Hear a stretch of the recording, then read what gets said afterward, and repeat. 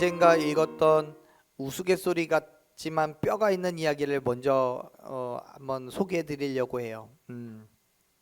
아내를 죽이는 10가지 방법이라는 이야기. 그 중에 10가지인데 몇 가지만 소개해 드릴게요.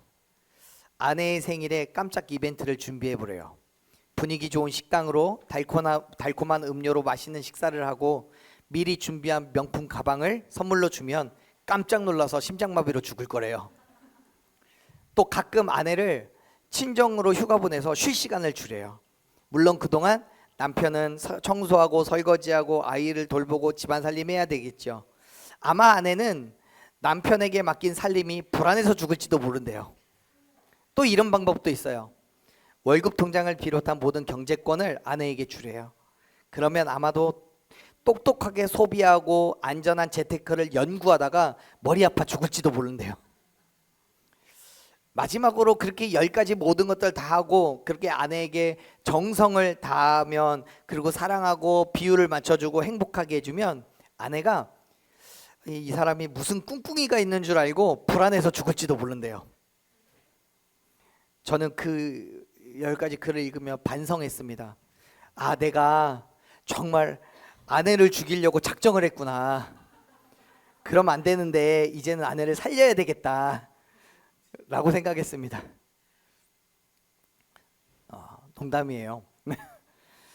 여러분, 이 이야기는 아내를 얼마나 기쁘게 하고 행복하게 해주어야 되는지를 역설적으로 표현한 건데 단순하게 웃자고 이야기하는 것만은 아닌 것 같아요.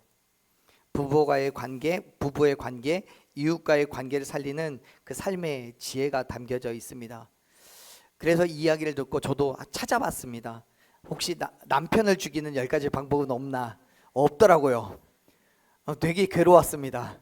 그래서 제가 한번 써보려고요. 남편을 죽이는 10가지 방법. 여러분, 우리는 누군가를 죽이는 방법이 아니라 사실은 살리는 법을 고민해야 돼요. 그게 그리스도인입니다. 예수님도 그러셨잖아요. 당신의 생명을 저와 여러분을 위해서 내어놓으심으로 죽음 가운데서 우리를 다시 살리셨어요. 그와 같이 누군가의 생명을 살리기 위해서 복음을 전하고 그들을 위해 애쓰고 수고하는 삶을 살아가는 게 그리스도인입니다. 하지만 여러분, 사람을 죽이는 것과 살리는 것 중에 뭐가 더 쉬울까요? 뭐가 더 쉬워요? 병원에서 일어나는 일 한번 생각해 보세요. 사람을 살리려고 하는 수술은 몇 시간씩 수십 명의 의료진이 달라붙어서 사투를 벌여요. 그래도 살까 말까 해요. 그런데 생명을 빼앗는 건 한순간이죠. 그래서 사람을 죽이는 것보다 살리는 게 더 어려워요. 사람을 살리는 건 물론 법적으로는 어떤 자격증이 있어야 살릴 수 있죠. 의사의 면허라든가 약사의 면허라든가 이런 것들요. 근데 죽이는 건 누구라도 죽일 수 있어요. 교회 공동체에서도 마찬가지예요. 우리가 이웃을, 지체를 죽이는 건 한순간이에요. 말 한마디로 행동 하나면 충분해요. 실제로 생명을 빼앗진 않더라도 마음의 상처를 주고 시기, 질투, 모함, 배반, 배신, 그래서 공동체에서 살아남을 수 없게 하는 방법은 뭐 수도 없이 많아요. 그렇다면 반대로 죄와 절망 가운데 있는 이웃과 공동체를 살릴 수 있는 방법은 뭐가 있을까요? 우리가 함께 읽은 말씀 속에서 사무엘은 조금 전에 말씀드린 경우와도 같이 죄와 절망 가운데 있는 그의 이웃인 이스라엘 백성들을 살리기 위해서 자기가 무엇을 해야 될지를 결단하고 선포합니다. 그건 단순하게 그가 해야 할 일, 즉 일종의 직업이고 사명이기 때문에 그렇게 하겠다는 게 아니에요. 이스라엘 백성들을 향한 하나님의 마음을 품었기 때문에 그 일이 가능했던 거예요. 그래서 저는 이 사무엘의 고백을 통해서 이 땅을 살아가는 저와 여러분이 교회에서, 그리고 여러분의 가정과 사회에서 우리가 어떤 믿음의 태도를 가져야 되는지를 한번 교훈을 얻어보려고 합니다. 자, 오늘 본문의 배경인 사무엘상 12장은 사무엘 선지자가 통치권을 사울 왕에게 이양하는 고별 설교이기 때문에 이스라엘 역사 가운데서 아주 중요한 전환점이 됩니다. 그런데 이 현장은 축제의 분위기가 아니에요. 오히려 두려움과 회개가 가득한 현장이죠. 왜냐하면 사울 왕은 모든 이스라엘 백성들이 하나님을 왕으로 모시는 것을 만족하지 못하고 인간적인 생각과 욕심에 의해서 이방 나라들처럼 인간의 왕을 달라고 요구하면서 세워진 왕이기 때문에 그래요. 하지만 그럼에도 불구하고 하나님께서는 사무엘 선지자를 통해서 사울이라는 왕을 선택하시고 그에게 기름을 부어 이스라엘의 왕으로 세우셨어요. 그리고 사무엘은 정말 온 마음을 다하여서 진심으로 이스라엘 백성들에게 당부를 합니다. 우리가 함께 읽었던 말씀은 아니지만 한번 12장 14절부터 15절까지 말씀 한번 읽어볼게요. 우리가 읽었던 말씀 위에 14절 15절 말씀 읽어봅시다. 너희가 만일 여호와를 경외하여 그를 섬기며 그의 목소리를 듣고 여호와의 명령을 거역하지 아니하며 또 너희와 너희를 다스리는 왕이 너희의 하나님 여호와를 따르면 좋겠지만은 너희가 만일 여호와의 목소리를 듣지 아니하고 여호와의 명령을 거역하면 여호와의 손에 너희의 조상들을 치신 것 같이 너희를 치실 것이라. 아멘. 지금 사무엘 선지자가 이렇게 이야기하는 거예요. 모든 이스라엘 백성들이 하나님을 경외하고 하나님을 섬기고 하나님의 목숨을 듣고 그의 명령을 거역하지 않는다면, 그리고 이제 왕으로 세워지는 사울이 역시 하나님을 따르면 좋겠지만 혹시라도 그렇지 않는다면 하나님께서는 너희를 쳐서 이전에 이스라엘 백성들이 그랬던 것처럼 멸망시키실 거야 라는 거예요. 여러분, 이건 단지 겁을 주기 위한 것이 아니라 실제로 하나님께서 그렇게 하실 것이 분명한 일이었습니다. 겁주는 얘기가 아니에요.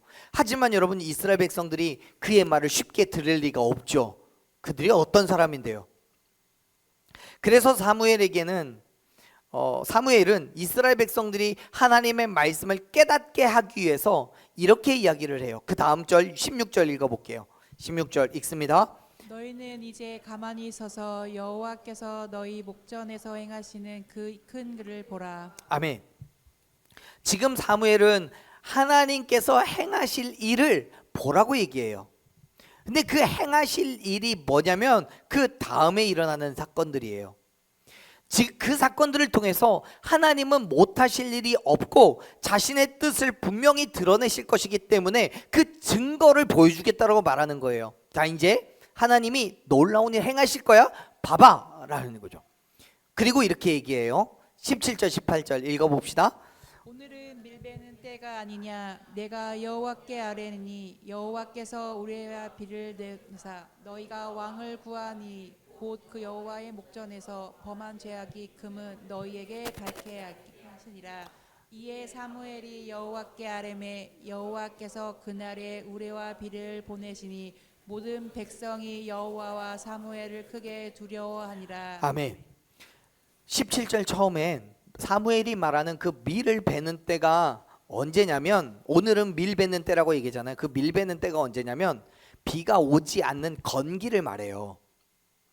그렇기 때문에 이때에 우레와 비가 온다는 건 이스라엘 백성들의 입장에서는 상상할 수가 없는 일이에요.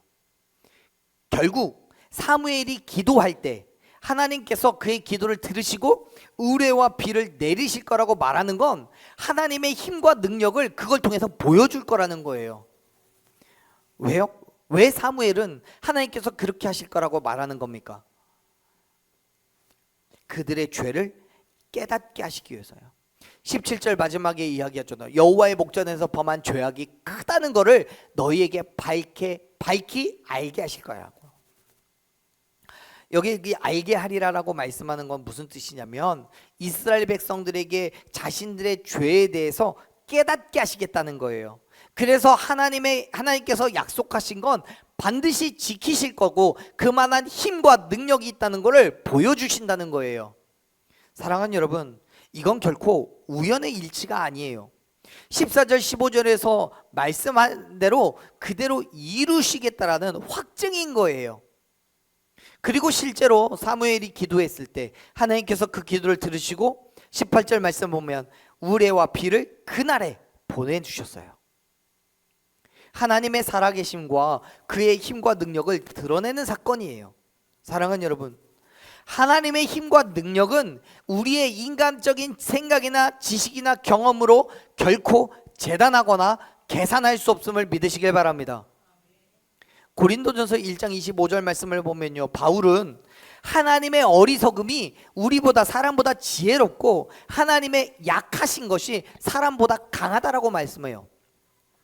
그렇습니다. 사람은 자기의 생각과 경험이 옳은 것과 같이 여기지만 하나님 앞에선 그 어떤 상황도 나를 자랑할 수 없다는 것을 여러분 기억하시길 바랍니다. 지금 이스라엘 백성들은 자신들의 생각과 경험에 따라서 인간의 왕을 선택했어요. 그리고 하나님께서는 그러한 이스라엘 백성들의 선택이 하나님 앞에 분명한 죄라는 것을 드러내고 말씀하시는 거예요. 사랑하는 여러분, 하나님을 신뢰하시기를 바랍니다. 내 지식과 경험은 하나님 앞에서 오히려 교만이고 고집으로 죄의 길로 이끌어가고 있다는 사실을 여러분 기억하시길 바라요.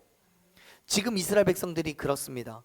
사무엘의 기도가 응답되는 것을 본 사람들은 이제 그의 죄를 깨달았어요. 그 죄가 너무나 크고 돌이킬 수 없다는 걸 알았어요. 그래서 이 사람들은 어떻게 반응합니까? 19절 말씀 볼까요? 19절 읽어봅시다. 모든 백성이 이르되 당신의 종들을 위하여 당신의 하나님 여호와께 기도하여 우리가 죽지 않게 하소서. 우리가 우리의 모든 죄의 왕을 구하는 악을 더하였나이다. 아멘. 이스라엘 백성들은요, 말도 안 되는, 상상할 수도 없었던 이 자연 현상을 통해서 하나님의 진노하심을 경험했습니다. 그래서 사무엘에게 간구해요. 제발 하나님께 기도해서 우리를 죽이지 말게 해달라고 부탁합니다. 중보기도 해달라고요. 이제야 비로소 자신들이 하나님께 인간의 왕을 달라고 요구한 것이 얼마나 큰 죄라는 걸 깨닫기 시작한 거예요.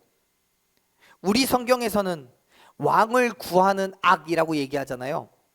왕을 구하는 악이라고 표현되는 이 문장에서는 우리 성경에는 번역하고 있지 않은 한 단어가 있어요. 우리를 위하여라는 단어가 번역이 안 돼 있어요. 즉 지금 이스라엘 백성들이 왕을 요구한 건 하나님을 위한 것이 아니라 이스라엘 백성들이 자신들의 인간적인 욕심과 만족을 위하였다는 거예요. 그렇기 때문에 이제야 비로소 내 죄를 깨닫게 된 거예요. 그리고 그 죽음의 공포를 느껴요. 그렇게 두려움에 떨고 사무엘에게 나를 용서해달라고 하나님께 간구해달라는 그 기도를 부탁하는 이스라엘 백성들에게 사무엘은요 이렇게 이야기를 합니다. 20절 21절 읽어봅시다. 사무엘이 백성에게 이르되 두려워하지 말라. 너희가 과연 이 모든 악을 행하였으나 여호와를 따르는 데에서 돌아서지 말고 오직 너희의 마음을 다하여 여호와를 섬기라. 돌아서서 유익하게도 못하며 구원하지도 못하는 헛된 것을 따르지 말라. 그들은 헛되니라. 아멘. 사랑하는 여러분, 지금 이스라엘 백성들은 자신들의 인간적인 욕심으로 인해서 하나님의 진노하심으로 죽을 수밖에 없었어요. 사무엘은 그러한 이스라엘 백성들을 살리기 위해서 다시 예배의 자리, 하나님을 중심에 둔 삶의 자리로 돌아오라고 요구하고 있는 거예요. 그들의 죄를 깨닫게 하고 꾸짖는 것으로 멈추지 않아요. 오히려 죄책감으로 인해서 다 포기하려고 하는 그들에게 두려워하지 말라고 위로하고 있죠. 하나님께 소망을 두라고 권면하는 거예요. 그래서 사무엘은 20절에서 그렇게 말하는 거예요. 하나님을 따르는 데에서 돌아서지 말고 오직 마음을 다하여서 하나님을 섬기라고요. 어쩌면 우리는 인간적인 생각으로 나는 죄를 지었으니까 하나님이 나를 책망하시니까 이제 내 삶은 끝났어 라고 포기할지도 몰라요. 하지만 여러분, 하나님은 그러한 우리에게 다시금 말씀하시는 거예요. 돌아서지 말라고요. 그렇다고 할지라도 마음을 다해서 하나님을 섬기는 그 자리로 다시 나아가라고요. 사랑하는 여러분, 우리가 내가 살고 지체를 살리는 것은 단순하게 그들의 비율을 맞추어 주는 것이 아니에요. 사무엘은 세상의 것들로부터 돌아서라고 말씀하고 있어요. 헛된 것들을 포기하라고요. 우리 성경에 헛된 거라고 말하고 있는 히브리어는요, 황무지, 공허 이런 같은 이런 의미가 있어요. 다시 말해서 어떤 일에 대해서 황무지처럼 전혀 열매를 낼 수 없는 아주 공허한 사람이나 혹은 무가치한 어떤 것을 표현하는 단어예요. 지금 하나님과 사무엘의 입장에서 보면 이스라엘 백성들이 인간적인 욕심으로 왕을 요구한 건 그렇게 헛된 거라는 거예요. 무가치한 거라는 거예요. 그렇다면 여러분, 지금 우리는 어떻습니까? 우리가 추구하고 있는 것, 우리가 하나님을 섬기고 있는 것, 세상을 섬기고 있는 것, 지금 우리의 모습은 어디에 있습니까? 물론 우리는 그리스도인이지만 여전히 세상 속에 살아요. 그렇기 때문에 당연히 세상의 것들도 필요해요. 세상의 것 필요 없다고 한다면 여러분 다 교회에서 살지 뭐라고 세상 가운데 살아요. 하지만 여러분, 고린도전서 10장 31절에서 바울은 먹든지 마시든지 무엇을 하든지 하나님의 영광을 위해서 하라고 말씀하고 있어요. 우리가 구하는 세상의 것들이 나를 위해서가 아니라 하나님의 영광을 위하여 구해야 된다는 거예요. 반대로 하나님의 영광을 위한 것이 아니라 나를 위한 것이라면 그것이 우리가 읽었던 말씀 21절에서 이야기하는 것처럼 헛된 것이라고 말하는 거예요. 왜요? 내 욕심과 내 자랑은 결국 하나님과는 상관이 없거든요. 자, 보세요. 요한일서 2장 16절 말씀을 보면 사도 요한이 이렇게 선언해요. 한번 읽어봅시다. 읽어요. 이는 세상에 있는 모든 것이 육신의 정욕과 안목의 정욕과 이생의 자랑이니 다 아버지께로부터 온 것이 아니요 세상으로부터 온 것이라. 아멘. 세상에 있는 모든 것, 내가 추구하는 세상의 것들, 육신의 정욕, 내 안목의 정욕, 그런 이생의 자랑, 이 모든 것들은 어디서부터 왔다고요? 세상으로부터 온 거라고요. 하나님으로부터 온 것이 아니라고요. 그렇습니다. 우리가 인간적으로 요구하는 모든 것들은 하나님의 영광을 위한 게 아니에요. 그리고 그것은 결국 하나님과의 관계를 깨지게 만들어요. 그래서 얘기합니다. 바울이요. 갈라디아서 5장 17절 읽어봅니다. 육체의 소욕은 성령을 거스르고 성령은 육체를 거스르나니 이 둘이 서로 대적함으로 너희가 원하는 것을 하지 못하게 하려 함이니라. 아멘. 육체의 소욕은, 우리의 정욕은 성령을 거슬러요. 성령이 원하는 대로 하지 못하게 해요. 반면 성령이 원하는 건 육체의 자랑을 하지 못하게 해요. 다시 말해서 육체의 욕심으로 헛된 것을 구함으로 인해서 하나님과의 관계가 깨어지고 하나님으로부터 떠나게 되었다는 거예요. 그래요, 사랑하는 여러분, 우리가 세상의 헛된 것을 바라볼 때 하나님과의 관계는 깨어지고 더 이상 하나님 안에서 살아갈 수 없다는 사실을 여러분 기억하시길 바랍니다. 그렇기 때문에 지체와 이웃을 살리기 위해서는 세상의 헛된 것, 즉 돈이나 권력이나 명예나 또는 세상의 위로의 마음을 빼앗기지 않고 온 마음으로 하나님을 섬기도록, 그 예배의 자리, 그 믿음의 자리로 나아갈 수 있도록 이끌어야 한다는 사실을 여러분 믿으시길 바랍니다. 그러한 믿음의 삶으로 살아갈 때 하나님은 우리를 모든 힘듦과 어려움, 고통과 괴로움 가운데서 구원해 주실 줄로 믿습니다. 왜요? 하나님은 우리를 버리지 않으시니까요. 사무엘상 12장 22절 말씀을 같이 읽어봅시다. 읽습니다. 여호와께서는 하신 것을 기뻐하셨으므로 여호와께서는 그의 크신 이름을 위해서라도 자기 백성을 버리지 아니하실 것이요. 아멘. 하나님께서는 우리를 그의 자녀로 삼으시고 그 길을 인도하시되 버리지도 않으시고 끝까지 붙잡아 주심을 믿으시길 바랍니다. 그렇습니다. 하나님은 우리를 결코 포기하지 않으십니다. 할렐루야.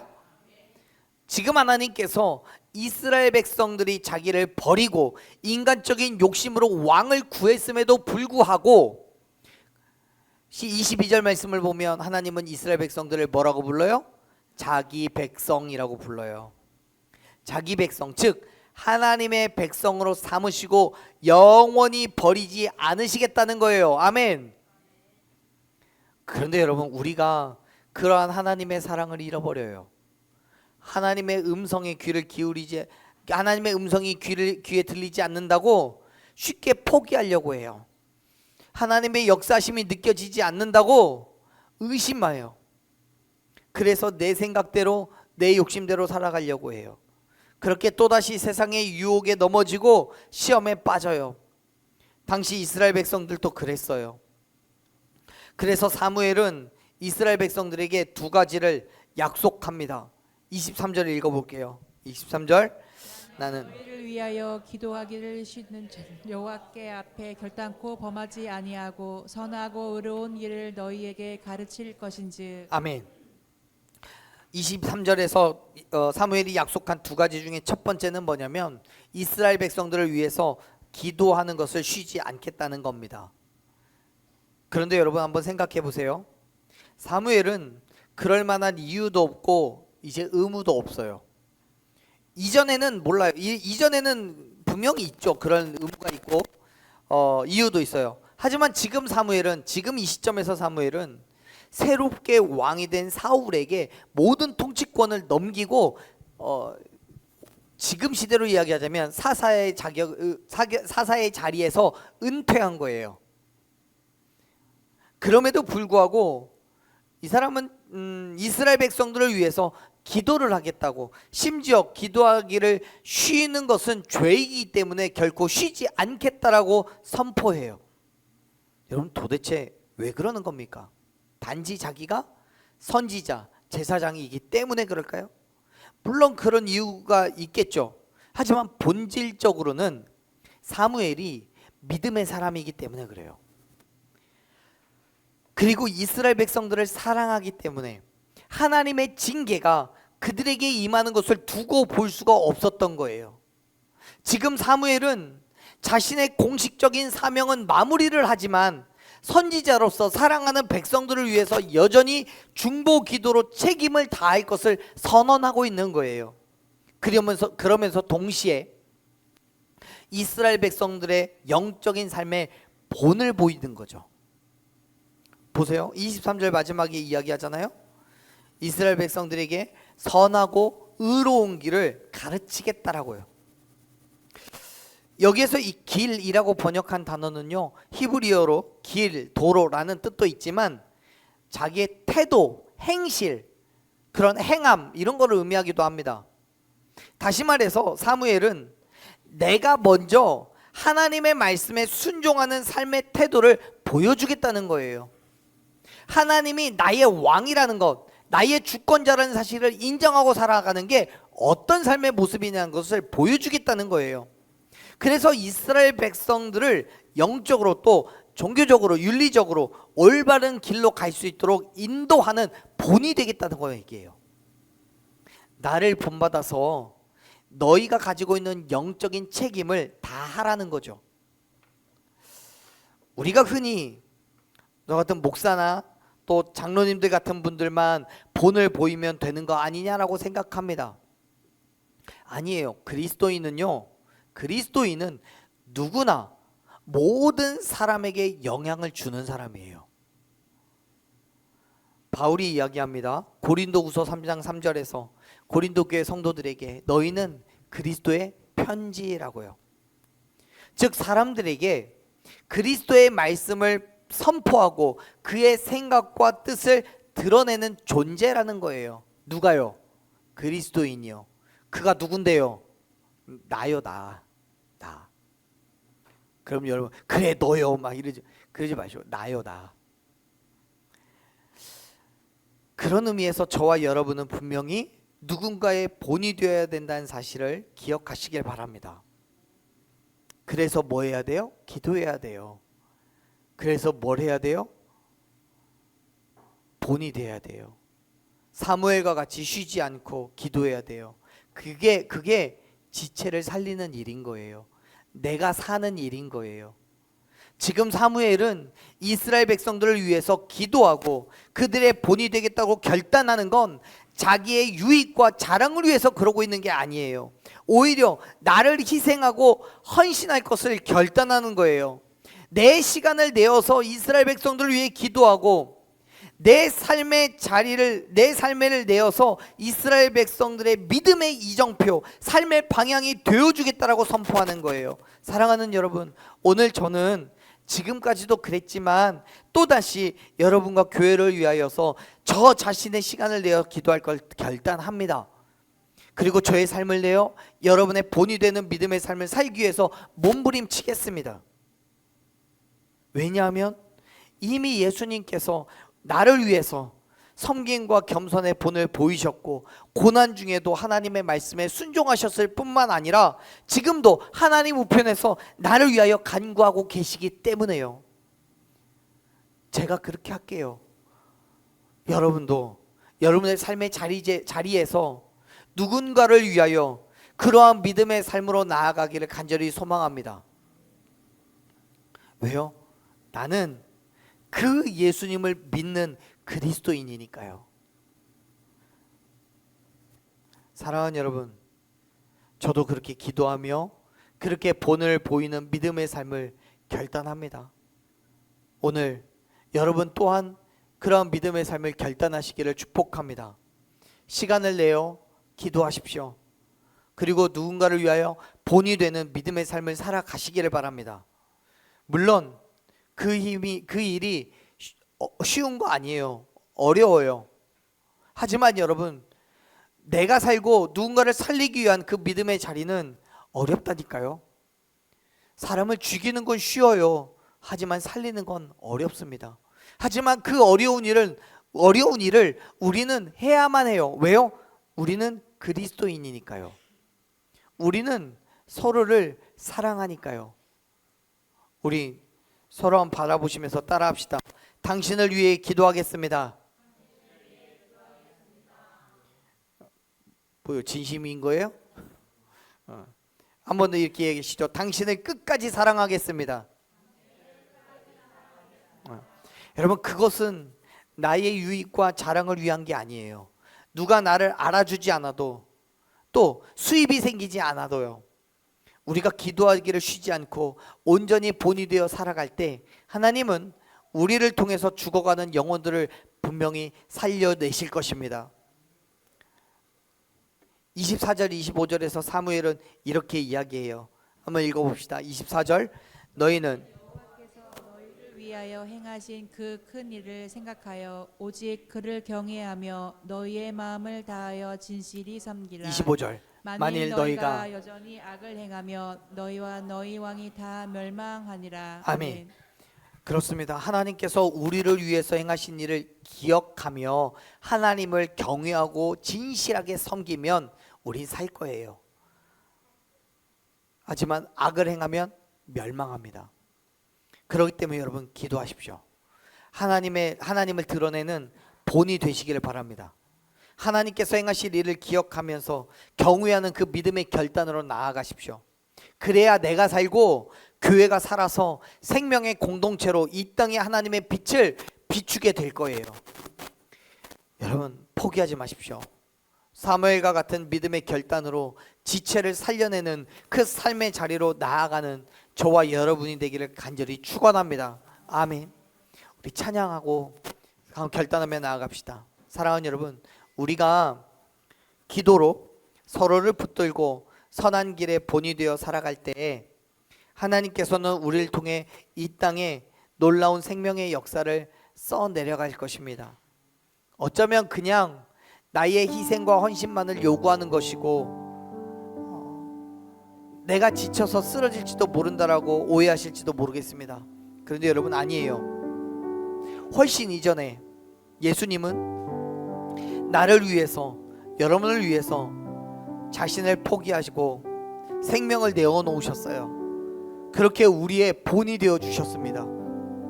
그리고 지금도 하나님 우편에서 저와 여러분을 위하여 기도로 중보하고 계십니다. 그렇기 때문에 사랑하는 여러분, 지치지 마세요.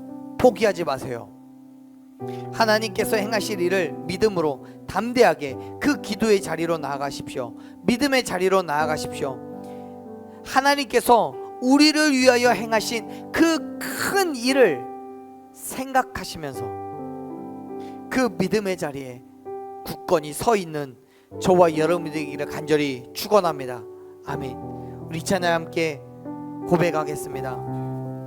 우리가 지쳐서 기도할 수 없을 때에도 우리를 위해 기도하시고 우리를 중보하시는 예수님을 한번 믿음으로 고백하며 나아가십시다.